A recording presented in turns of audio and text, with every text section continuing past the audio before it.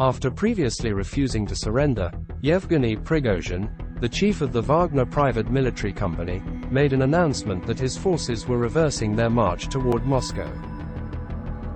This development came following claims by the Belarusian government that President Alexander Lukashenko had reached an agreement with Prigozhin to halt the advance of his troops on the capital. Prigozhin stated that this change in direction was part of an undisclosed plan, aiming to prevent bloodshed among Russians. In a message on Telegram, he said, "We are redirecting our columns back to our field camps, as per the plan." This decision was made after his forces had reportedly taken control of several military facilities, and some of his troops were dispatched towards Moscow. The Belarusian government asserted that President Lukashenko and the Wagner chief had reached a deal to halt the march toward Moscow. Russian President Vladimir Putin briefed his Belarusian counterpart on the situation in southern Russia involving the private military company Wagner.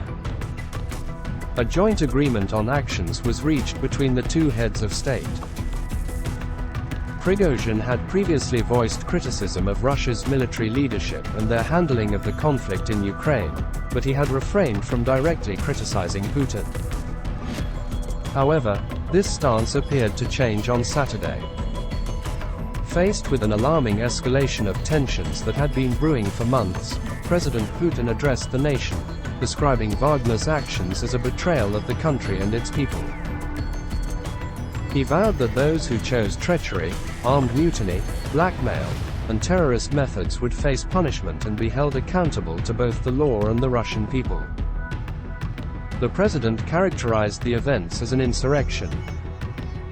Wagner claimed to have seized control of a significant military facility in the southern Russian city of Rostov-on-Don, as well as another base in Voronezh, located about halfway between Rostov and Moscow, approximately 600 kilometers to the north. Reports indicated that some Wagner troops were moving toward the capital. The governor of Lipetsk, a southern Russian region bordering Rostov, mentioned that Wagner equipment was being transported through their territory and hinted that their forces had obstructed the roads.